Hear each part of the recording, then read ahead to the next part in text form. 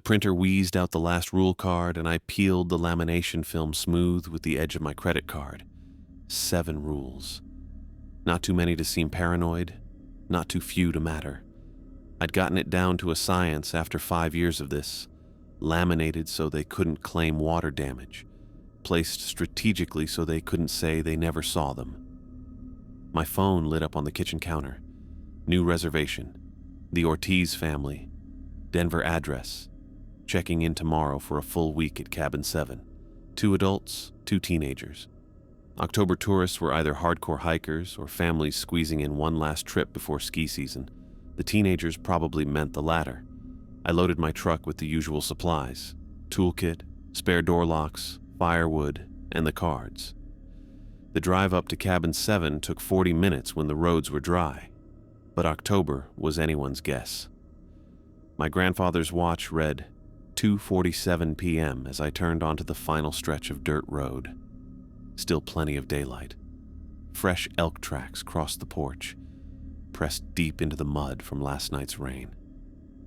Big bull, probably 700 pounds from the spread of the hooves.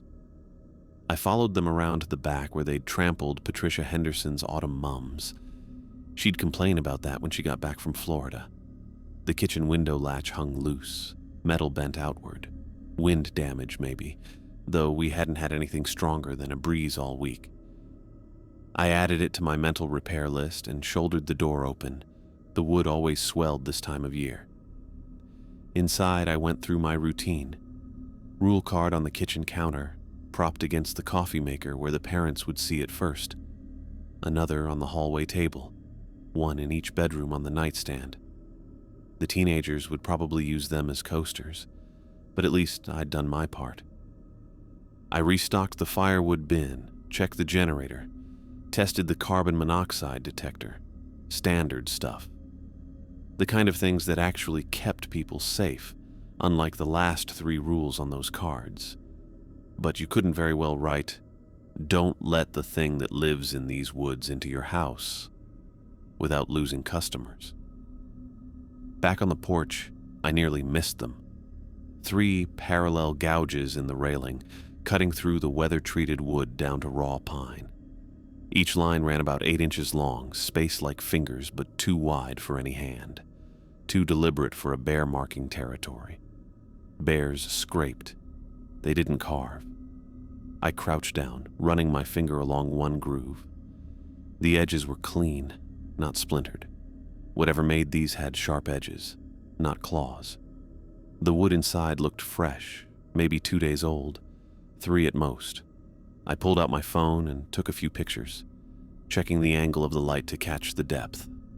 My grandfather had sketched marks just like these in his journal, always showing up in October before the first real snow. He'd tried to find a pattern. Moon phases, temperature drops, migration schedules. Never could pin it down. The marks just appeared when they appeared, usually right before things got interesting. I left my business card on the kitchen counter with my cell number circled twice in Sharpie. The landline worked most of the time, but cell service was spotty up here. If the Ortiz family needed me, they'd need to be creative. The drive back down the mountain was quieter than usual. No birds, no squirrels chattering, even the wind had died down to nothing. That kind of stillness meant weather coming, or something else. I'd learned not to guess which. My phone buzzed as I pulled into my own driveway. Text from Derek Ortiz asking about hiking trails. I sat in the truck for a minute, thumbs hovering over the keyboard. I could recommend the tourist loops, Beaver Creek, the Lower Meadow Trail. Safe, pretty, boring. Or I could tell him about the real trails, the ones that showed you why people used to worship mountains. I went with middle ground, suggested Crystal Lake Trail, moderate difficulty, great views, added a reminder about afternoon thunderstorms and the temperature dropping 20 degrees after sunset. Didn't mention that the trail passed right by the old mine shaft where hiker Sarah Chen had heard her dead sister calling her name last summer. She'd almost walked right in before her husband grabbed her. Inside my cabin, I heated up leftover chili and pulled out my grandfather's journal. His handwriting got shaky toward the end, but the entry from October 1952 was still clear. He'd been younger than me when he wrote it. just married, trying to make the rental business work. October 18th, 1952. Tall visitor came to cabin 7 last night. Hodge's family from Texas. Heard knocking at 2 a.m. Man outside, very polite. Said he was lost. Hodges almost opened the door, but remembered the rules. Visitor knew their names, all 4 of them, even the baby they called by a nickname. Stayed until dawn, knocking every few minutes. Found hoof prints in the morning. Not elk. Not anything I can name. The next line was the one that stuck with me, the one that made me double-check my locks even now. It knew our names before we spoke them. I closed the journal and washed my bowl. The Ortiz family would arrive tomorrow, probably around noon if they left Denver after breakfast. They'd laugh at some of the rules, follow most of them, think I was a bit odd but harmless. The teenagers would complain about the Wi-Fi. The parents would love the view, and if they were lucky, that would be all. They'd leave in a week with photos and memories and stories about the quirky mountain man who ran their rental. If they weren't lucky, well, that's what the rules were for. I locked the deadbolt, then the chain. Checked that the windows were latched. My grandfather had been paranoid about entries, doors, windows, even the chimney flue. After what I'd seen 3 winters ago, standing at my back door in a torn park ranger uniform that hadn't been worn since 1978, asking so politely to come in from the cold, I understood why. The motion sensor light clicked on outside. Probably a deer. Usually was. Usually. I turned off the kitchen light and headed to bed, leaving the porch light on. Tomorrow would be a long day. The Ortiz family's SUV pulled up right at noon, just like I'd predicted. Denver plates, luggage carrier on top, bikes on the back, the full suburban adventure package. I stayed on the porch, watching them pile out and stretch.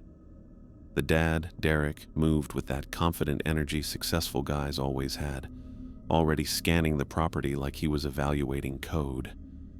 His wife Patricia helped a sullen teenage girl from the back seat, while a taller blonde girl emerged from the other side, taking photos with her phone. Joey Bridges. Derek extended his hand, firm grip, direct eye contact. Software engineer, definitely. They always shook hands like they were closing deals. Beautiful place you've got here. Thanks. You must be the Ortiz family. I nodded to the others. Welcome to cabin 7. His wife came forward with a warm smile, the kind that actually reached her eyes. Thank you for accommodating us on short notice. I'm Sarah. This is our daughter Claire. The dark-haired girl barely glanced up from her phone. And Ellie, our exchange student from Germany. Ellie stepped forward with European formality, actually shaking my hand. Thank you for having us, Mr. Bridges. Just Joey's fine. I moved toward their car. Let me help with the bags. Derek waved me off, already popping the trunk. We've got it. Hey, those rule cards you left. Pretty comprehensive. Liability protection? He said it casually, joking, but I caught something in his tone. Testing me, maybe. Seeing if I'd laugh it off. Some of it. I kept my voice level. The mountains killed 3 hikers just this year. Weather turns fast up here. 3? Sarah's nurse instincts kicked in. What happened? Hypothermia for 2 of them. Thought they could handle an afternoon storm in shorts and t-shirts. The 3rd fell off Crystal Ridge trying to get a selfie. I pulled out my keys, unlocking the cabin's front door. The rules might seem excessive, but they're based on experience. Claire finally looked up, teenage skepticism radiating from every pore. Even the one about not answering the door at night? What, do you have mountain serial killers? Claire. Sarah's voice carried that mom warning tone. It's a fair question. I held the door open as they carried in luggage. We get transients sometimes. Hikers who got turned around, people looking for empty cabins to squat in.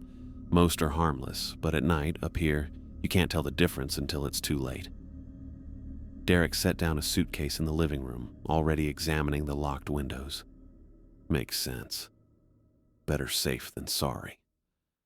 Ellie had wandered to the kitchen, reading the laminated card I'd left by the coffee maker.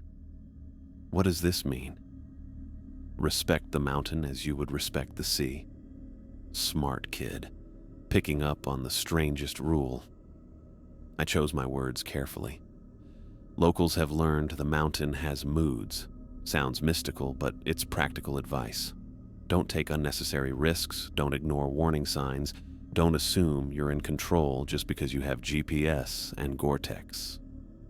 Like the sea, Ellie nodded slowly.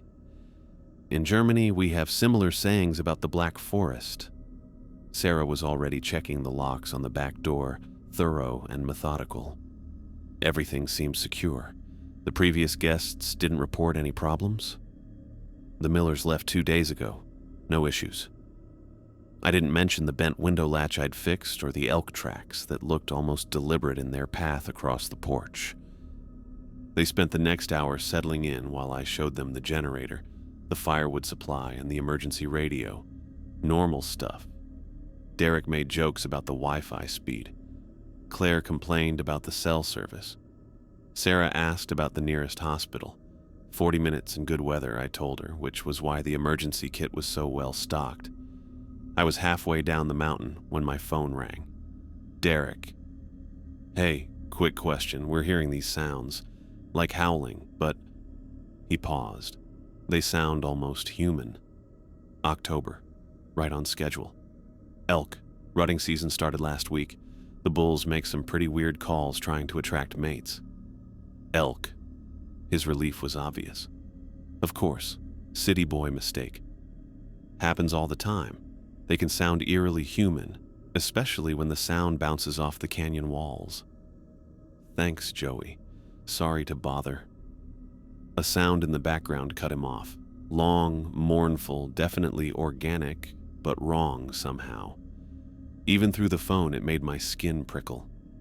That's it, Derek said. That's what we're hearing. I'll come take a look. I was already turning the truck around. Be there in 20. The family stood clustered on the porch when I arrived, Sarah's arm around Claire, Ellie recording video on her phone. The forest had gone quiet, that unnatural stillness that meant something had spooked the small animals. It stopped right before you got here, Patricia said. Derek pointed toward the tree line.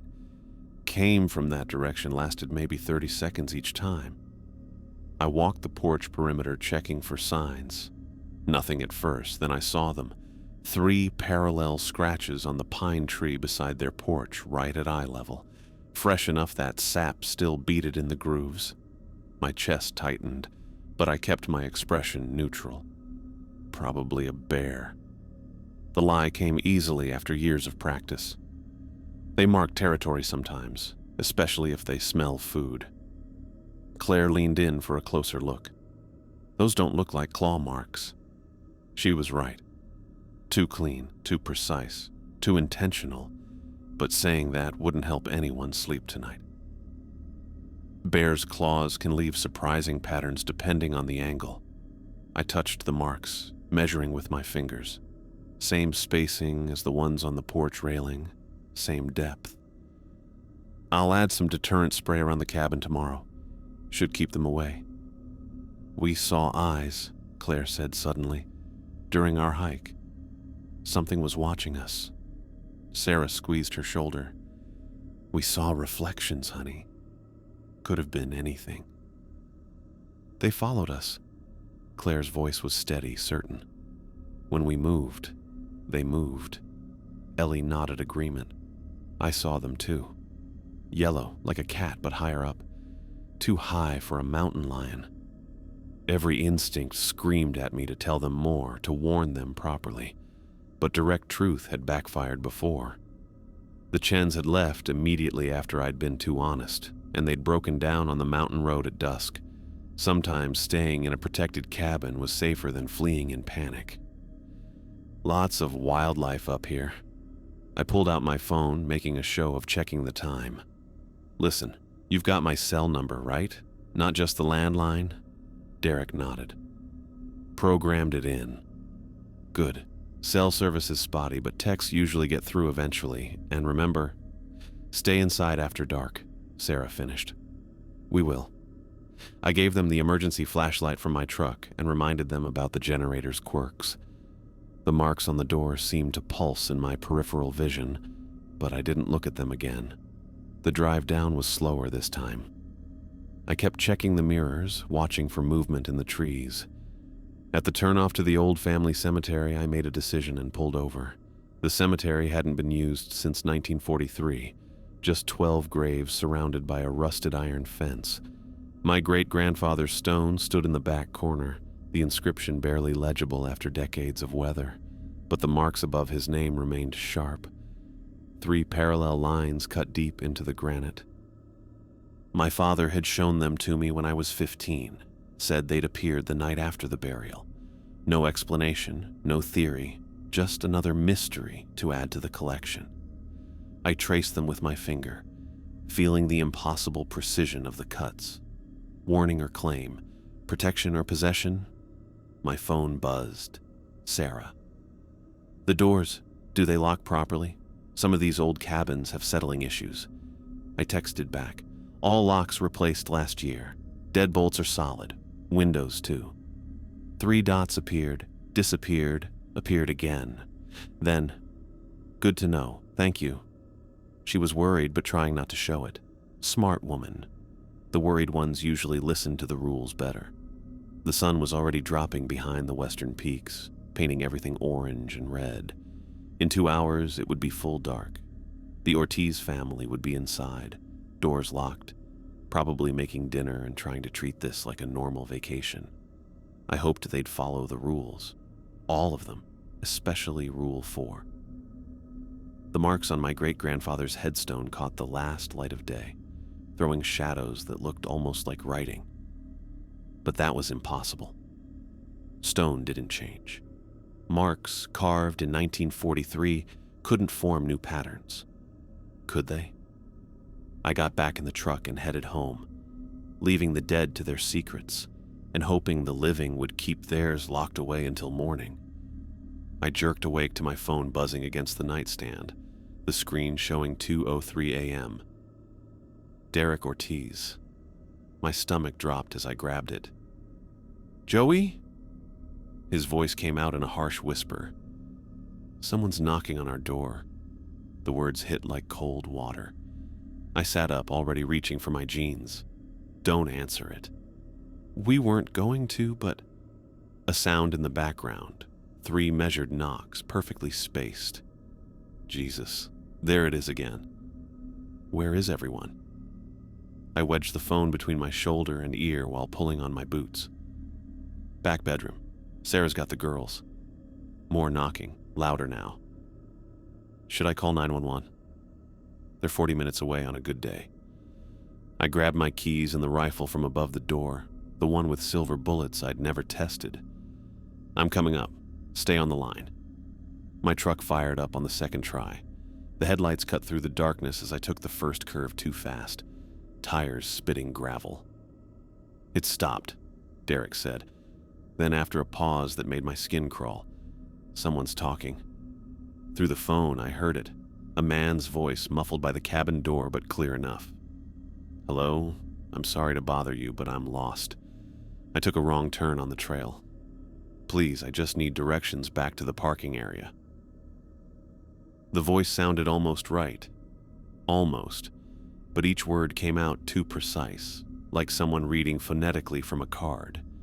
The spacing between sentences was wrong too. Perfectly measured, no natural pauses for breath. Don't say anything, I told Derek, taking another curve hard enough to make the truck lean. Don't even move near the door. Wasn't planning on it. His breathing was quick, scared. Good. Scared people followed rules better. It knows we're here, though. The knocking is right where we're standing. 3 more knocks, patient and rhythmic. Please. The voice outside continued. I can see your lights on. I know someone's home. My phone is dead. I've been walking for hours. Every word still had that mechanical perfection. No emotion, no exhaustion that should come from hours of hiking. Just flat recitation. Derek, can you see him through any windows? Hold on. Shuffling sounds, footsteps. Okay, I'm at the front window looking through the blinds. Christ. What? He's just standing there, not moving at all, like a statue. Describe him. Tall, maybe 6.5 feet. He's wearing hiking gear, but it looks old, like from the 80s or something. Red backpack, torn jacket. A pause. Joey, he's not shivering. It's 30 degrees out there, and he's not even shivering. The speedometer hit 50 on a road meant for 25. His face. Can you see his face? It's in shadow from the porch light. Wait, he's turning. A scream erupted through the phone. Not Derek, higher pitched, Claire. What happened? She looked out her bedroom window. Derek's voice cracked. She saw his face. She won't say what. She just keeps crying. Sarah's voice in the background, sharp with forced calm, telling Claire to look at her. Only at her. The eyes, Derek whispered. She keeps saying the eyes are wrong. 3 more knocks, harder this time. The sound carried through the phone like hammer blows. Get everyone to the back bedroom, I said. The one with the attached bathroom. No windows on the north side. Already moving. Rapid footsteps, doors closing. Ellie, come on, leave your phone. The knocking stopped. In the silence, I could hear my engine roaring, tires squealing around curves. 8 minutes out, maybe 7 if I didn't flip the truck. Is he still there? I asked. I don't know. I'm not looking. Then a new sound. Long, deliberate scratching along the cabin's exterior wall, like fingernails on wood but deeper, carving into the grain. It's moving along the outside, Derek said, following our path to the back room. The scratching continued, tracking them. I heard Sarah herding the girls into the bathroom, her nurse's training keeping her voice steady despite everything. 5 minutes, I said, though it was probably more like 6. Heavy footsteps above them, on the roof. That's not possible, Derek breathed. The roof's too steep. There's no way. The footsteps were slow, measured, not the scrabbling of an animal or the careful navigation of a person on a slanted surface. Just steady, impossible steps directly overhead. It's walking on the roof like it's flat ground, Derek said. The footsteps stopped directly above them. In the silence, I could hear Claire's muffled sobs, Sarah whispering prayers, Ellie speaking rapid German. Then nothing. Complete silence. Is it gone? Derek asked after 30 seconds. Don't move. Don't check. I'm almost there. I skidded into their driveway 3 minutes later, headlights sweeping across the empty porch. No figure, no movement. I grabbed the rifle and a flashlight, scanning the tree line. I'm here, I said into the phone. Stay put. The front door was unmarked except for 3 long scratches in the wood, cutting through the varnish to raw timber. I followed the scratch marks along the side of the cabin, one continuous line at shoulder height, like something had dragged a blade while walking. In the mud beside the cabin, I found them. Footprints, but wrong. The front looked human enough. Toes, ball, arch, but the heel was all wrong, split down the middle with deep, round indentations, like hooves. I followed the tracks around the cabin, 3 complete circles, each one slightly closer to the walls than the last. The final circle was so close that whatever made it would have been brushing against the siding. The tracks led back toward the forest, clear and deep in the mud. I followed them with my flashlight to the tree line, where they simply ended, not like something had jumped or climbed. They just stopped, mid-stride, as if whatever made them had evaporated. I went back and knocked on the cabin door, 3 quick taps. Nothing like the measured knocks from before. It's Joey, I called out. Derek opened the door, his face gray with exhaustion. Behind him, Sarah stood with a kitchen knife, still in defensive position. Claire and Ellie huddled on the couch, Claire's face buried in Sarah's shoulder when she came over. It's gone, I said, setting the rifle by the door. You're safe now. "What was it?" Sarah asked, her nurse's pragmatism overriding fear. "I don't know. The truth, even if incomplete. But it's gone." I stayed until dawn, sitting on their porch with the rifle across my lap. Derek joined me around 4, bringing coffee. "The footprints," he said quietly. "I saw you looking at them." I sipped the coffee, choosing my words. "Could be someone playing a prank. Halloween's coming up." "You don't believe that?" "No." We sat in silence, watching the forest lighten with pre-dawn gray. Birds started calling, tentative at first, then with growing confidence. "Those tracks," Derek continued, "they weren't human, were they?" I thought about lying, but he'd already seen too much. The front part was. And the back. Different. He absorbed this, hands wrapped around his mug. Claire said its eyes reflected light, like an animal's, but the face was human. Almost human. Almost. That word kept coming up. Almost human. Almost right. Almost normal. "Will it come back?" he asked. "Maybe. Probably not tonight. These things seem to follow patterns." I caught myself saying things and didn't correct it. "You could leave, find another place. Would that be safer?" I thought about the Chens, their car found abandoned on the mountain road, doors open, no sign of them. Not necessarily. The sun crested the eastern peaks, painting everything gold and normal. Sarah came out with Claire and Ellie, both girls pale but calm. "Thank you," Sarah said simply. I nodded, standing to leave. "Keep your phones charged. Call if anything at all, seems off." As I drove away, I didn't tell them about the hoof prints, didn't mention how they'd circled the cabin 3 times, like something performing a ritual. Didn't say that my grandfather had sketched the exact same pattern in his journal, labeled simply, "The Claiming." They had 6 more nights. I'd watch every one of them. The morning light filtered through my grandfather's study windows, illuminating dust motes that danced above stacks of yellowed newspapers. I'd been at this for 3 hours, working backward through his filing system, a maze of dates and cryptic notations only he'd fully understood. My coffee had gone cold somewhere around 1923. Then I found it, wedged between 2 articles about mining accidents. Peculiar encounter near Pikes Peak, dated October 17, 1887. The paper was brittle enough that I held my breath while unfolding it. Local trapper Josiah Mills reports strange visitation at his cabin last Tuesday evening. A tall gentleman dressed in outdated attire requested shelter from the storm. When Mills, following mountain custom, refused entry to the stranger, the visitor became agitated. Mills discovered peculiar markings upon his door come morning, 3 parallel lines cut deep into the wood. My phone buzzed. Derek. "Hey Joey, we're packing up, heading out after lunch." "Wait." I set the article aside carefully. "Don't leave yet. Can you meet me at the cabin? There's something you need to see." "We're kind of eager to get back to civilization." His voice carried that forced lightness people use when they're trying not to admit they're scared. "I get it, but leaving might make things worse. Give me 30 minutes. Silence on his end, then Patricia's voice in the background.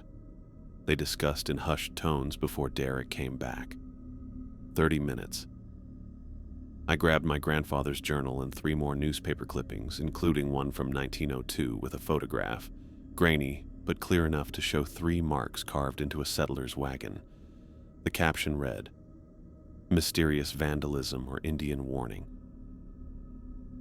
The family waited on the porch when I arrived, their SUV already loaded.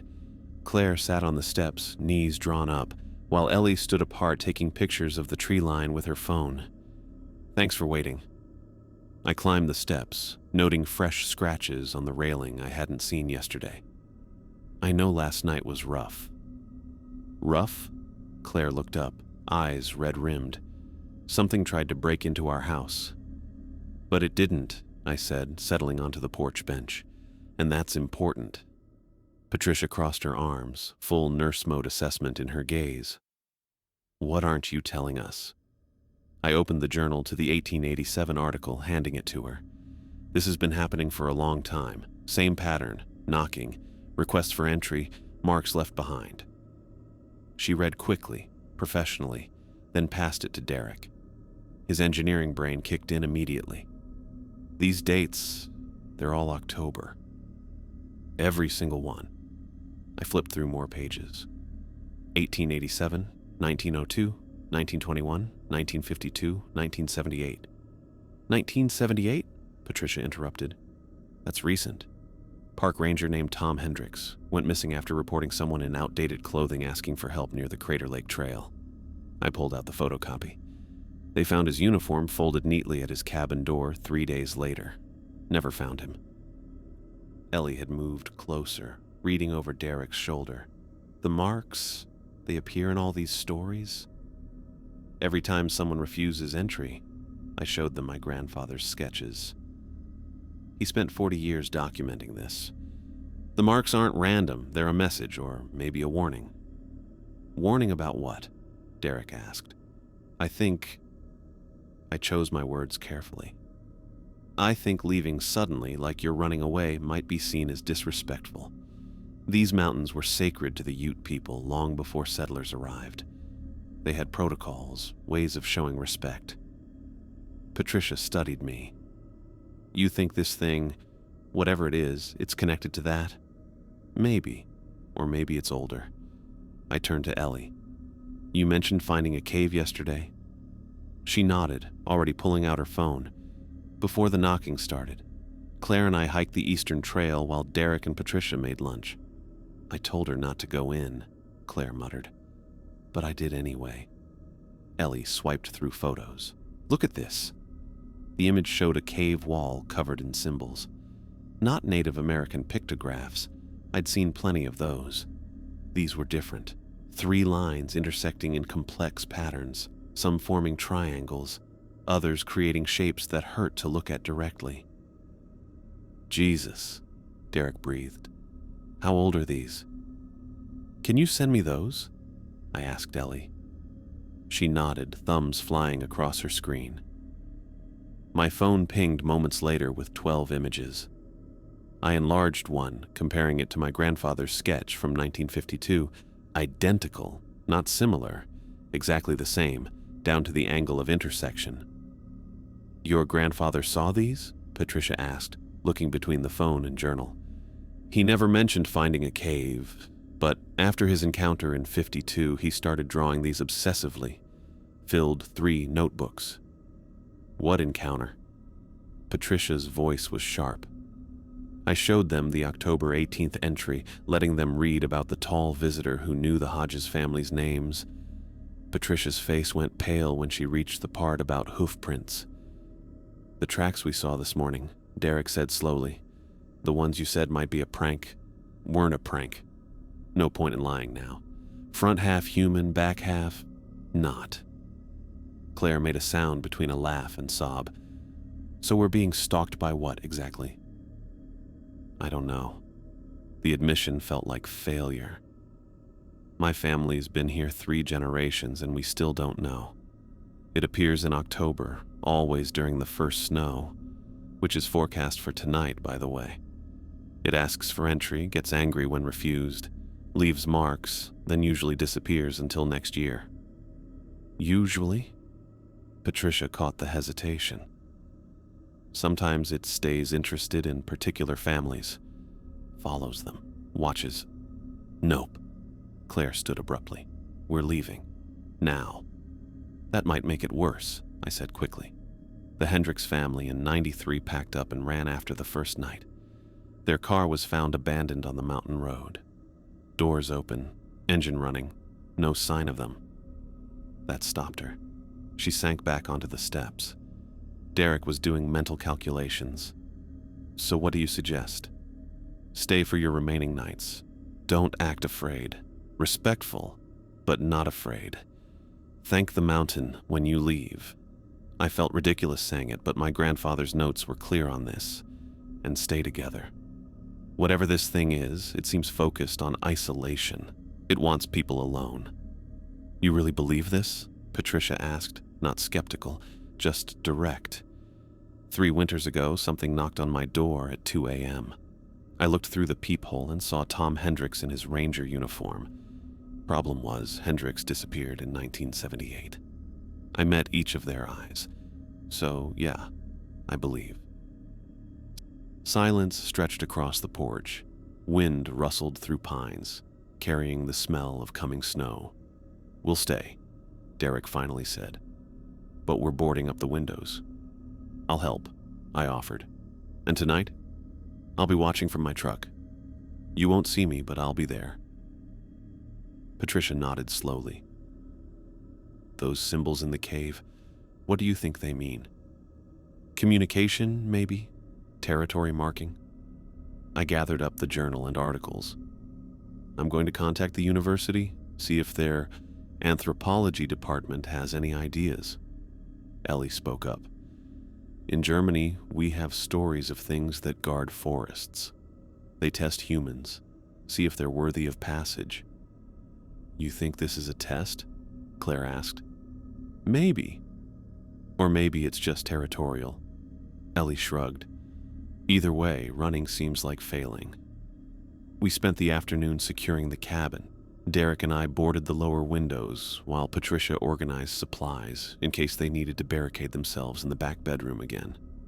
Claire and Ellie moved all the beds away from windows, creating a defensive position in the hallway. As sunset approached, I headed to my truck. "Remember, don't answer the door. Don't even acknowledge it if it comes." "And if it tries to break in?" Derek asked. "Then you call me, and we deal with it together." I parked just off the access road, close enough to see the cabin but hidden by trees. The temperature dropped fast once the sun disappeared behind the peaks. By 8 o'clock, my breath fogged the windshield.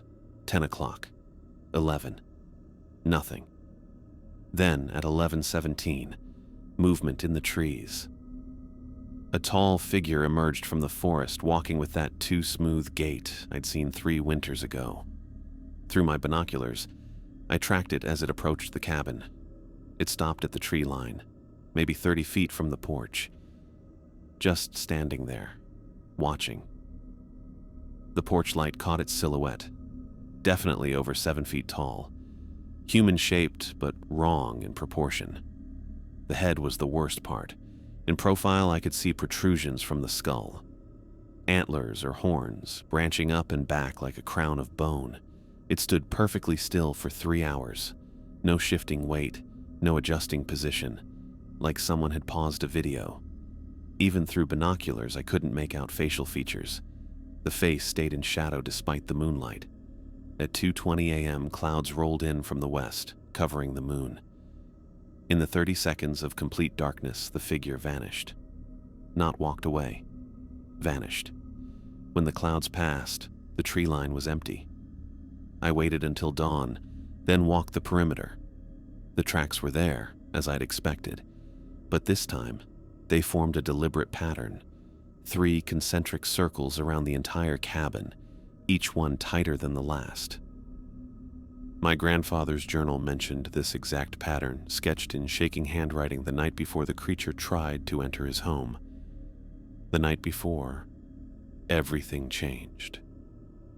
I photographed the tracks, then went to knock on the cabin door.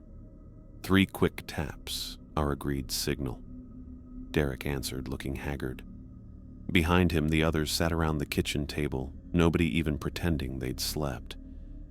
"It was here," I said, "watching, but it didn't approach." "We know," Patricia said quietly. "We could feel it." I showed them the tracks, the 3 circles clear in the morning mud. Nobody asked what it meant. We all knew it was claiming them. The snow started right at 9, just like the weather service promised. Fat, wet flakes that stuck to everything. The kind that would dump a foot by morning and knock out power lines if we weren't lucky. I sat at the Ortiz family's kitchen table, watching Derek double-check the furniture we'd pushed against the windows. The couch blocked the big picture window. The dining table reinforced the back door. We'd turned their rental into a fortress. Coffee? Sarah held up the pot, steady as always despite the situation. Thanks. I wrapped my hands around the mug, feeling the warmth through ceramic. The girls sat on the floor by the fireplace, Claire showing Ellie something on her phone. Probably anything to avoid thinking about what might come. My grandfather's final journal entry was burned into my memory. I'd read it so many times today that I could recite it. The first snow brings it fully into our world. Not a visitor anymore, but something present, solid, demanding. How long do we wait? Derek asked, settling into the chair across from me. It'll come when it comes, usually between 10 and 2. I checked my watch, 9:47. The snow triggers something. Makes it bolder. Claire looked up from her phone. You've seen it before. Really seen it, not just shadows. Not a question, but I nodded anyway. Once. Last winter. What did it look like? Before I could answer, we heard them. Footsteps in the snow. Slow, deliberate, circling the cabin. Not trying to hide. The opposite, actually. Announcing itself. Everyone froze. The footsteps continued their circuit, each one a muffled crunch in the fresh powder. Sarah moved to the girls, positioning herself between them and the door. Derek stood, hand reaching for the poker by the fireplace. Nobody move, I whispered, though I was already walking to the front window. I peered through a gap between the couch and the frame.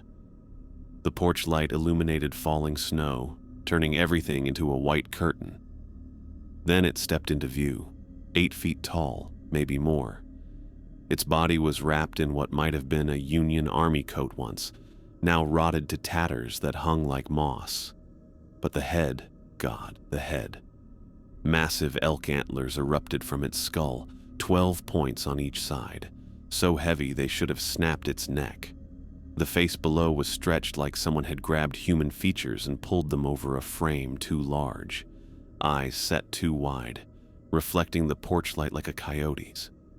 The mouth was almost normal until it opened, revealing teeth in rows like a shark's. What do you see?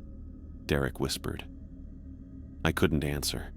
The creature had stopped directly in front of the door, its head tilted as if listening. Then it raised one hand.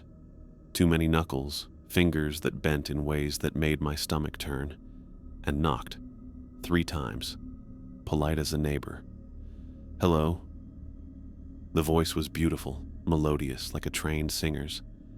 I apologize for the late hour, but the storm caught me unprepared. Might I trouble you for shelter? Nobody breathed. The creature waited, patient as winter itself. I know you're inside.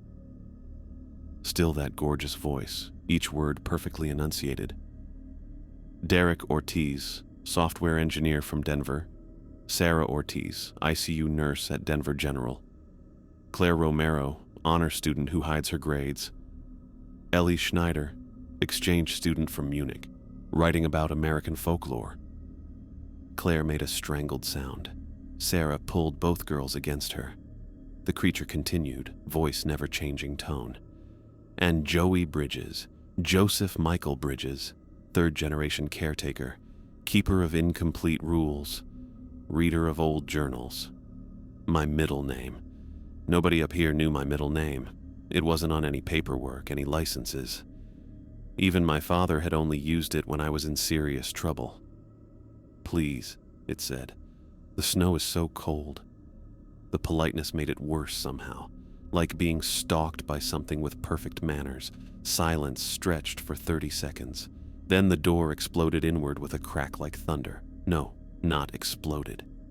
The creature had simply pushed, and 100-year-old wood splintered like balsa. The deadbolt held, but barely, the door frame cracking around it. Another push and we'd have nothing between us and it. Get to the back room, Derek shouted, grabbing the poker. No! I stepped forward, surprising myself. Nobody run.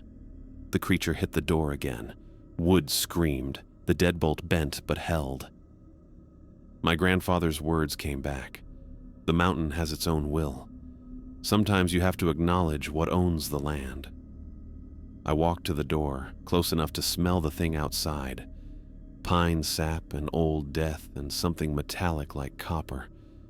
Through the cracks in the wood, I could see one eye, larger than it should be, the pupil dilated despite the porch light. We respect the mountain. My voice came out steadier than I felt.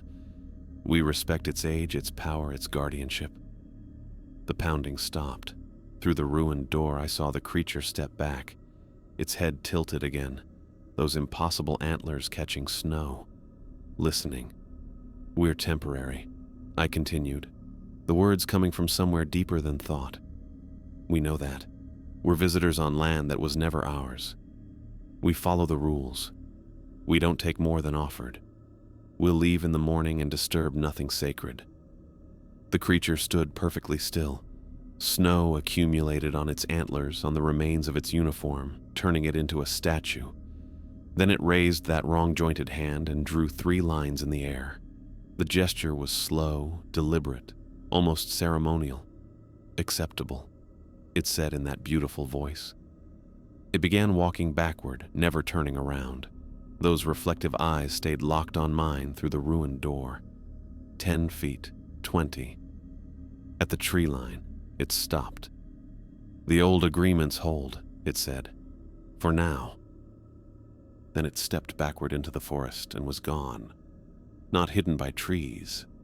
Gone. Like it had never existed at all. Nobody moved for a full minute.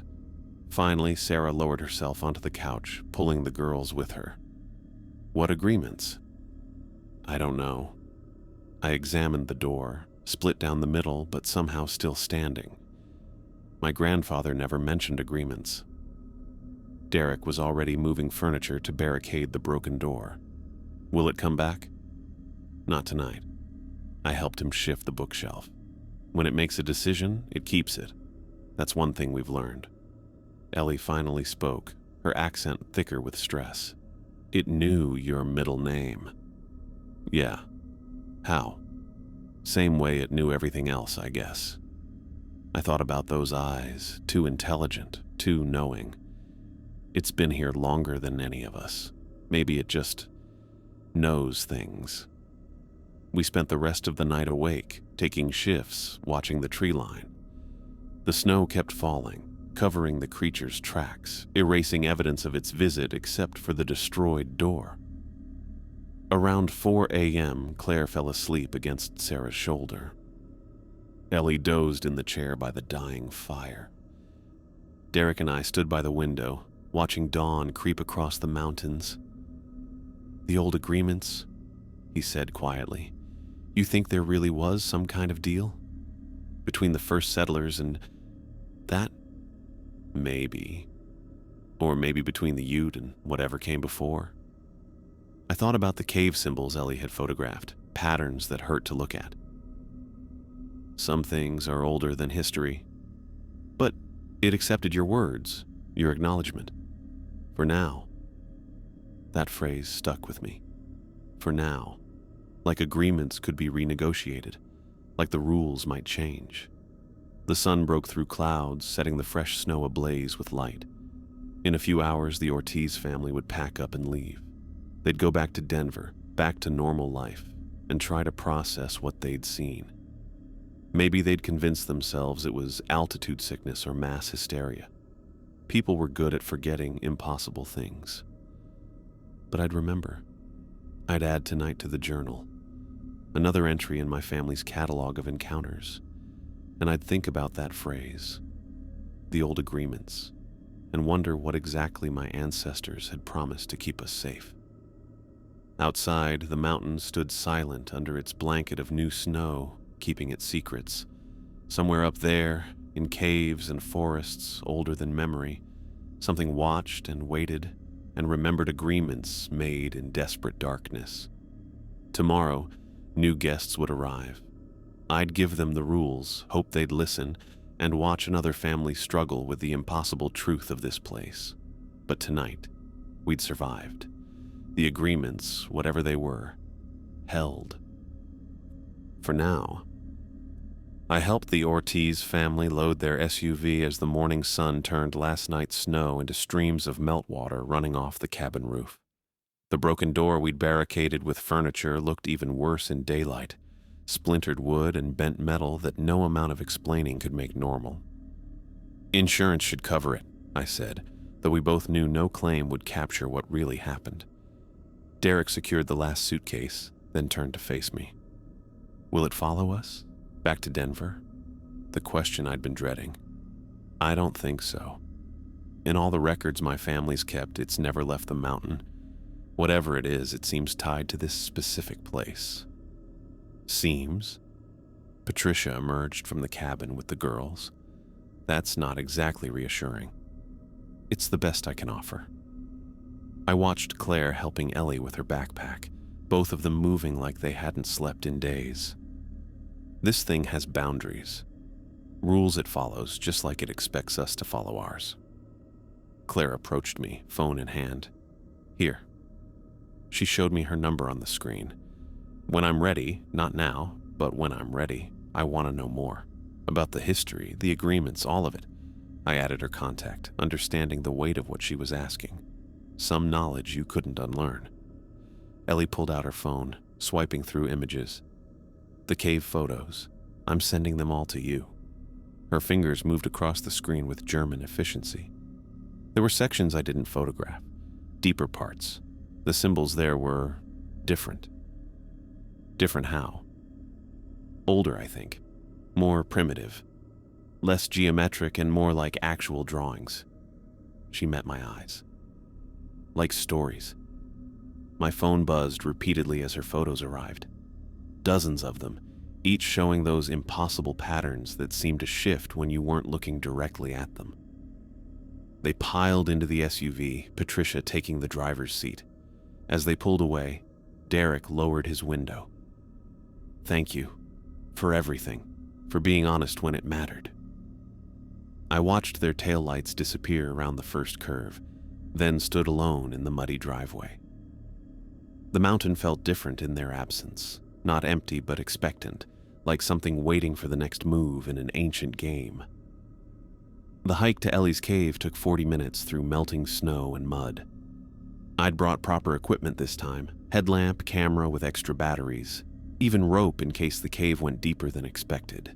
The entrance was smaller than I'd imagined, barely wide enough for an adult to squeeze through. Inside, my headlamp illuminated the symbols Ellie had photographed, but she was right. There was more. Past the geometric patterns, deeper in where the cave widened into a proper chamber, the walls told stories. Pictographs in faded ochre and charcoal showed human figures approaching a massive horned being, not cowering or fleeing, approaching with hands extended, offering objects I couldn't identify. The next panel showed the being accepting these gifts, its own hands, too many fingers even in ancient art, extended in what looked like blessing. The final panel made me sit down hard on the cave floor. It showed the horned figure standing guard while humans slept safely in crude shelters. Protection, not predation. A bargain struck and kept. I photographed everything, multiple angles, different lighting. The university's anthropology department would want to see this. Hell, this could rewrite understanding of pre-Columbian mountain cultures.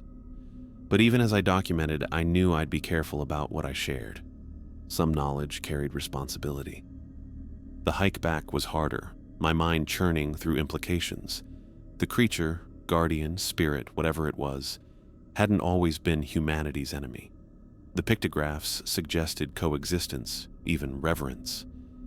So what changed? When did the offerings stop? When did worship become fear? That evening I sat on my porch despite the cold, nursing a beer and watching darkness creep across the valley. The feeling of being watched was stronger than usual, but not hostile. More like attention, evaluation. The family left safely, I said to the darkness, feeling only slightly ridiculous. They showed proper respect. Wind rose from nowhere, rattling my windows hard enough to make the frames groan. Then, as suddenly as it came, It died to perfect stillness. The old agreements, I continued, because I was already talking to the night like a crazy person. I want to understand them, not to break them, but to honor them better. Nothing.